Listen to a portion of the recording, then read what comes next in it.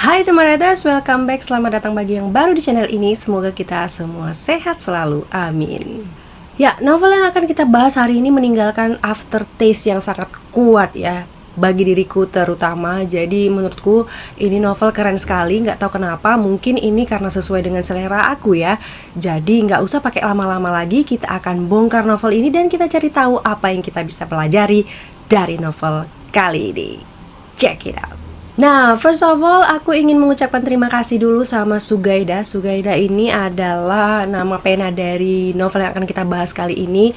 Jadi, makasih banget karena udah dikasih buku yang sangat bergizi, yang bisa menemani weekend kita, akhir pekan kita, dan nantinya bisa membawa semangat dan juga sesuatu yang sangat berarti pada seminggu ke depannya ya.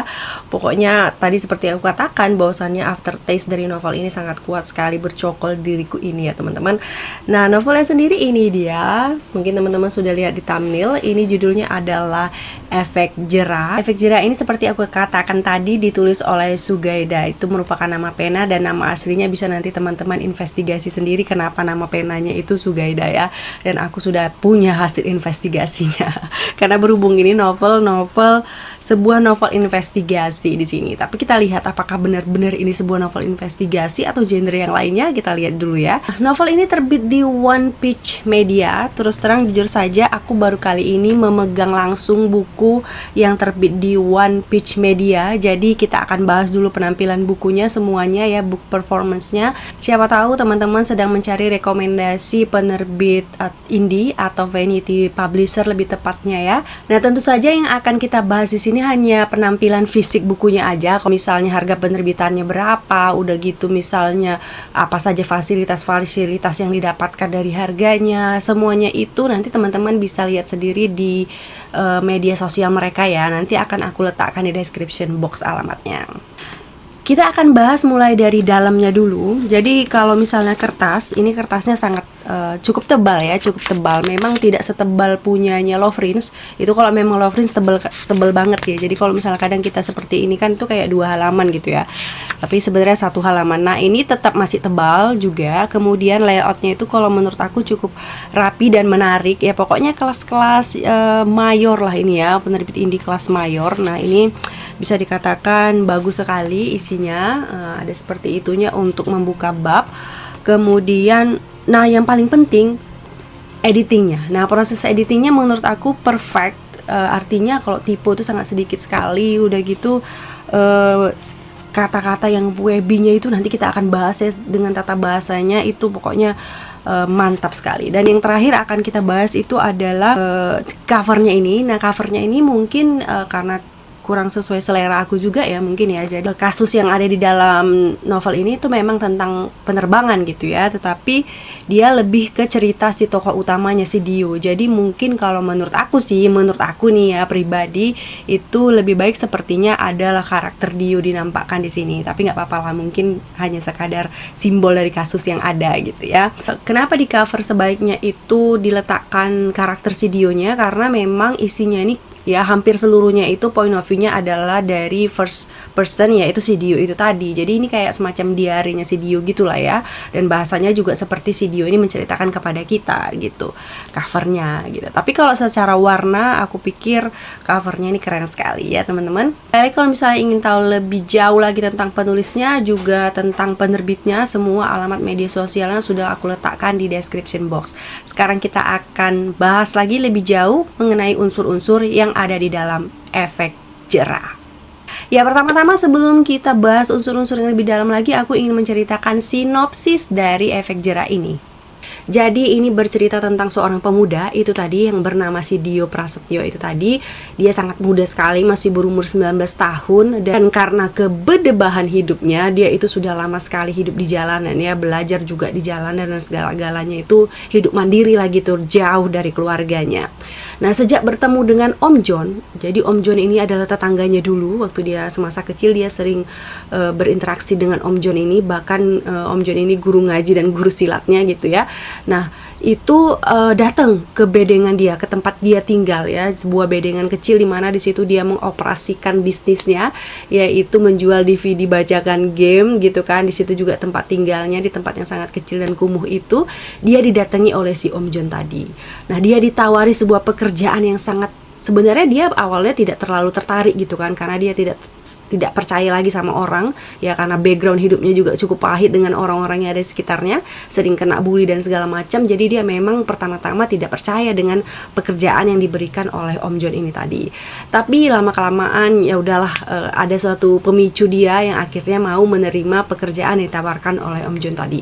Apakah pekerjaannya? Tentu saja sesuai dengan genre besar novel ini, yaitu novel investigasi. Tentu saja dia akan menjadi seorang investigator, kalau nggak bisa dibilang detektif ya. Dia investigator yang akan membantu organisasi yang menaungi Om John ini untuk mencari bukti-bukti dari sebuah kejahatan besar yang ada di Republik Indonesia ini. Nah, nantinya si Dio ini akan menjalani pelatihan dasar dan kemudian nanti dia akan mendapatkan kasus pertama yang sangat besar, ya cukup besar lah ya. Dia bertugas untuk mencari bukti-bukti kejahatan kapitalisme dan juga bahkan mungkin ini sudah mau masuk ke jalur-jalur kejahatan oligarki gitu ya. Dari sebuah perusahaan penerbangan yang berbasis LCC atau low cost carrier gitu kan, di Penida Airways, itu nama airwaysnya yang ada di sini gitu ya. Jadi milik Bernard Sitanggang. For your information, Sitanggang itu adalah semarga dengan aku ya. Saya lagi malu-maluin orang Parna aja kok ya, Bernard ya. Ceritanya akan itulah ya, pencarian seputar bukti-bukti kejahatan itu. Jadi seru sekali. So langsung aja kita bongkar unsur-unsur lainnya supaya nanti teman-teman juga bisa merasakan rasa atau cerita dari novel Efek Jerah ini, sekaligus kita mempelajari sesuatu dari novel ini. Nah, kalau soal ide cerita, bagiku ini ide cerita ya menurut aku cukup berani ya, karena ini mengangkat sepertinya hal-hal yang berdasarkan kisah nyata gitu ya, fakta yang ada lah gitu ya, atau informasi yang ada. Bagi teman-teman mungkin yang mengikuti perkembangan dunia penerbangan atau aviation ya di Indonesia ini, itu pastinya mengenal beberapa kasus yang ada di sini gitu ya. Dan juga mungkin Penida Airways ini mungkin bisa teman-teman asosiasikan dengan penerbangan yang memang betul-betul ada di Indonesia ini ya. Tapi itu hanya terinspirasi, dan semuanya ini sebenarnya kalau menurut aku 100% fiksi ya, 100% fiksi. Tapi kalau teman-teman mau mempercayainya ya boleh aja.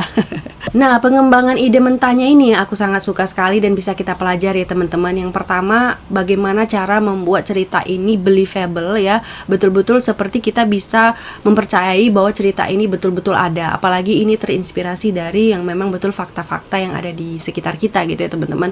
Nah, jadi yang pertama itu menurut aku yang membuat novel ini berhasil untuk membuat aftertaste yang strong tadi gitu ya di diri aku sebagai pembaca, itu pertama-tama adalah penyusunan plotnya yang sangat kece sekali ya teman-teman. Perlu kita percayai bersama bahwa ide yang besar itu kalau kita sampaikan dengan plot yang amburadul itu nggak ada gunanya juga ide yang besar itu. Perlu kita perhatikan yang namanya plot ini, dan itu memang suatu hal yang memang masih aku sangat pelajari sekali sampai detik ini ya teman-teman. Jadi aku senang sekali mendapat novel ini karena bisa belajar mengenai plottingnya gitu. Nah, tampaknya penulis kita ini mengerti sekali apa yang ingin dia jadikan spotlight di dalam novel ini ya, sehingga dia mengatur alurnya itu seperti yang ada di dalam buku ini. Jadi itu ya teman-teman. Jadi kita juga harus paham poin apa yang ingin kita tonjolkan di novel kita, sehingga kita bisa mengatur plotnya itu sesuai dengan apa yang kita ingin pembaca rasakan, apa yang kita ingin efek yang ingin kita timbulkan itu bisa kita atur gitu ya melalui plot ini tadi. Sebagai pembaca Efek Jerah ini, mungkin satu hal yang aku dapati, penulis ini pingin kita itu masuk ke dalam si Dio ini tadi. Kita itu diajak memang ya untuk sama-sama sama si Dio ini menjadi seorang investigator gitu ya.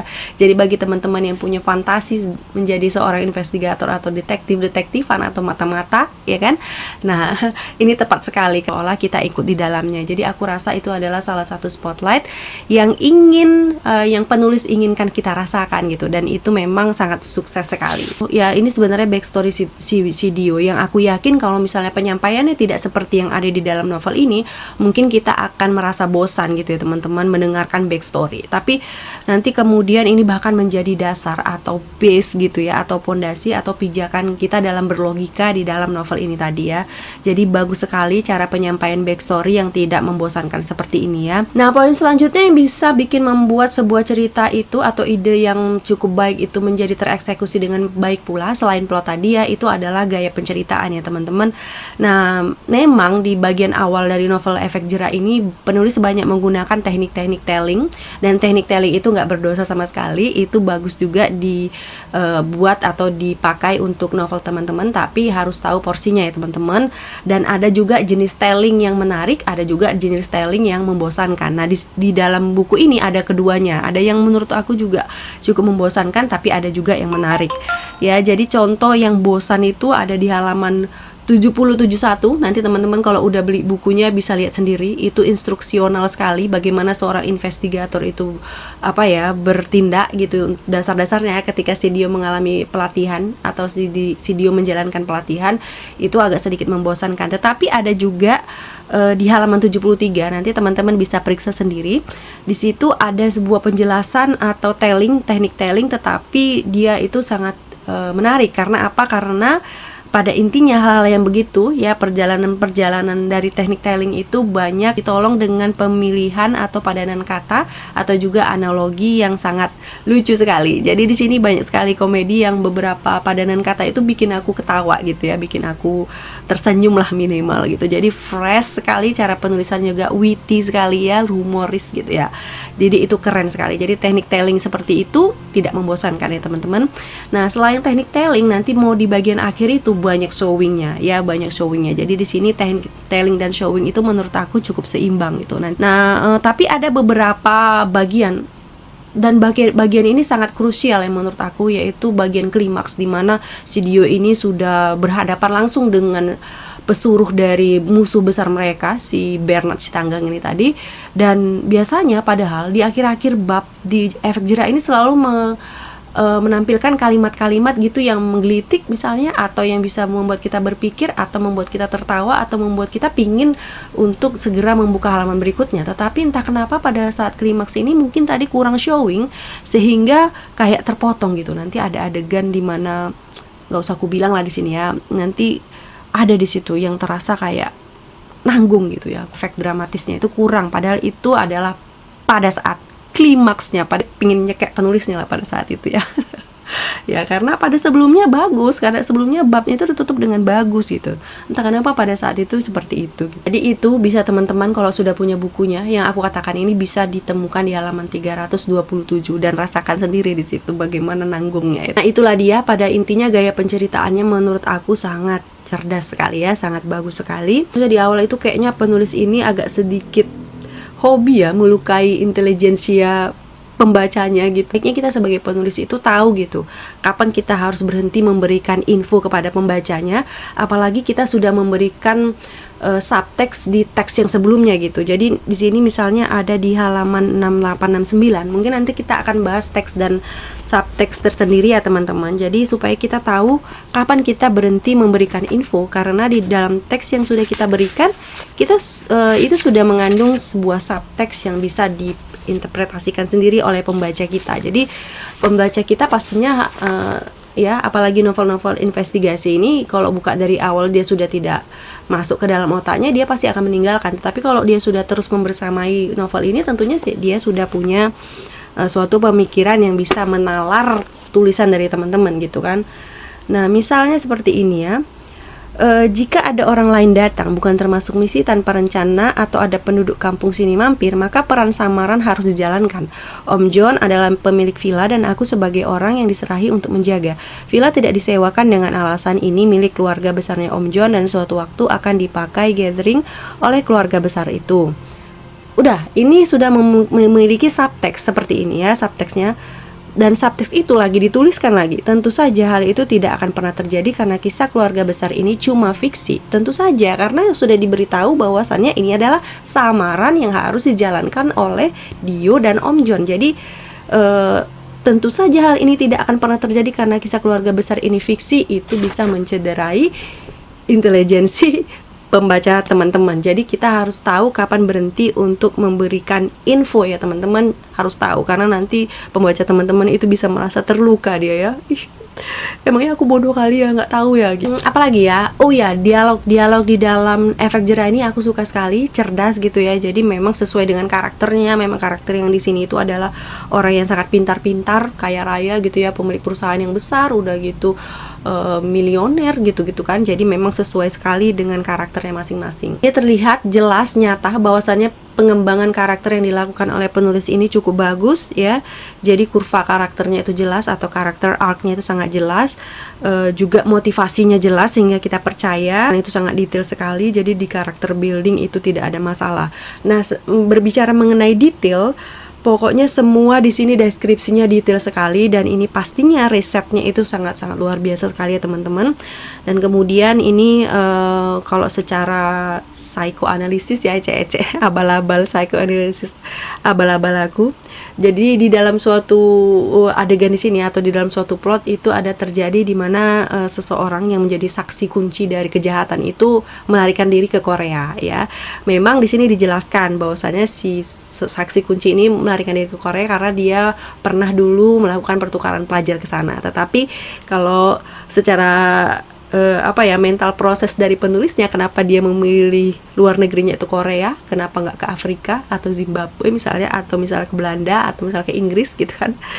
Jadi kalau menurut perkiraan aku, karena Korea ini sekarang sedang digandrungi ya, jadi mungkin ini menarik pembaca yang memang sekarang banyak sekali yang menyukai budaya-budaya Korea. Jadi teman-teman yang suka K-pop dan lain sebagainya, ini juga merupakan satu novel yang ada latarnya di Korea ya. Jadi pasti nyambung sekali dengan teman-teman yang menyukai K-pop atau budaya-budaya Korea, teman-teman. Pemilihan negara yang sangat cerdas. Sebenarnya ada beberapa poin yang aku kurang srek ya, kurang sukai gitu ya. Yang pertama mungkin ada di sini plot yang kalau bisa dibuang aja karena kita udah seru nih gitu ya, yaitu nggak terlalu penting. Aku nggak tahu apa gunanya ketika dialog terjadi nggak ada, kurang ada isinya gitu, dan bisa dipindah ke tempat lain kalaupun misalnya ada yang penting, yaitu makan anggut ikan mayung di suatu tempat gitu ya. Jadi mungkin ini memperkenalkan kuliner ya, tetapi aku pikir mengganggu sedikit plot ya menurut aku ya. Terus kemudian aku ini ya, di antara tidak like ada yang like juga, mumpung inget nih sekarang ya. Jadi aku suka novel investigasi ini karena rasanya Indonesia banget. Novel spy ini biasanya kan kita terinspirasi oleh kisah-kisah yang film-film yang dibuat oleh orang-orang di Hollywood gitu ya. Tapi ini adalah kisah investigasi yang Indonesia banget, karena dalam setiap memulai ASI mereka itu berdoa ya, sholat ya, dipinta untuk zikir dan lain sebagainya. Jadi ini sangat Indonesia sekali, sangat orang Indonesia sekali yang religius gitu ya teman-teman. Jadi itu menurut aku sangat keren sekali ya. Sebenarnya ada juga yang agak terganggu ya di novel ini. Yang kedua, aku terganggu dengan keterangannya seperti ini. Oh ya, agak flashback sedikit ya aku gitu. Si Dio-nya ini kan dia first person ya, point of view. Jadi dia kayak bercerita gitu sama kita. Oh ya, aku flashback sedikit ya. Oh ya, aku ceritakan dulu ya. Jadi padahal kita sudah tahu dari keterangan waktunya, kan kita sudah tahu kalau dia sedang melakukan flashback gitu ya. Jadi ya itu mungkin agak mengganggu ya menurut aku. Kemudian yang ketiga, aku kesal sekali dengan pemilihan si Dio waktu dia melarikan diri dari kejaran musuh. Dia pakai sepeda motor, dia nyulik sepeda motor orang, padahal yang ngejar dia itu pakai mobil, pakai sepeda motor. Secara logika kita seharusnya bikin yang ngejar kita kepayahan ya kan. Kenapa kita kok malah bikin yang ngejar kita itu makin mudah ngejar kita gitu? Nah, dia mempermudah akses orang yang ngejar. Coba kalau misalnya dia lari ke gang-gang yang sempit, dia nggak bisa diakses oleh sepeda motor, oleh mobil, mungkin lebih gampang lagi dia ya. Tapi syukurlah ini akan membawa plot yang cukup penting juga. Jadi ya mungkin itu karena kalau bisa dikasih penjelasan lah, karena memang harus cepat bertindak. Jadi dia ya mengambil pilihan yang sebenarnya akan merugikan dirinya. Untung tadi ini ujungnya plotnya itu berguna ya teman-teman. Kalau plotnya ini nggak berguna, juga ini sebenarnya antara like dan dislike ya. Seperti mengatakan kalau misalnya di sini nggak mau penjelasan yang lebih panjang lagi, Om John itu sering bilang jangan tanyakan pertanyaan bodoh itu. Jadi ini bisa berarti dua, memang dia ngasih tahu sama kita sebagai pembaca, jangan kok tanya alasan-alasan yang kayak gitu.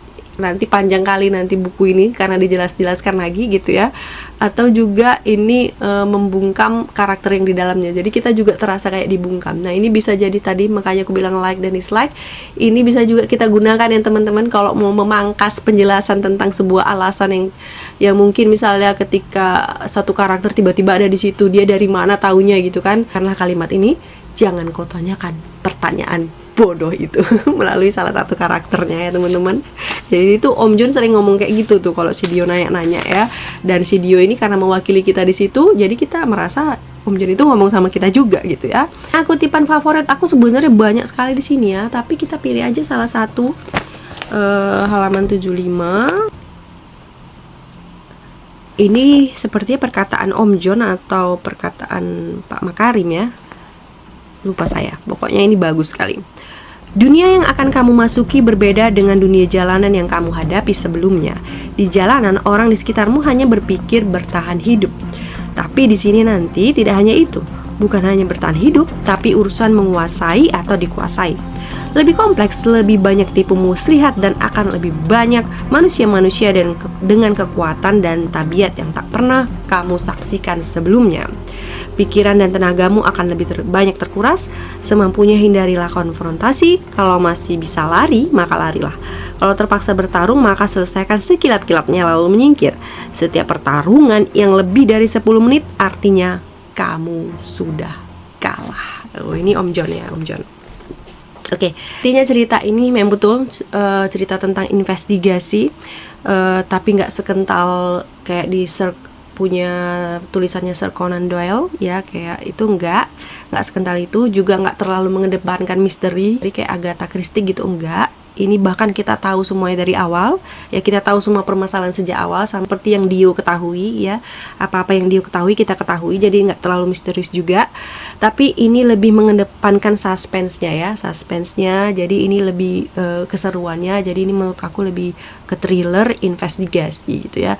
Jadi penulisnya jago menanam banyak sekali benih-benih keseruan gitu ya di sana sini, keren sekali. Nah, ini novel yang very highly recommended. Kalau udah aku bilang gitu teman-teman wajib baca ya. Ini bisa didapatkan melalui penulisnya langsung, dan juga bisa juga mungkin ya dari penerbitnya. Nanti aku letakkan di description box alamatnya semuanya. Oke, teman-teman, kalau misalnya bukunya pengen aku review juga kayak begini, kita bedah sama-sama, kita cari apa yang bisa kita pelajari, jangan lupa kirimkan pesannya ke ramadhantisaragi@gmail.com.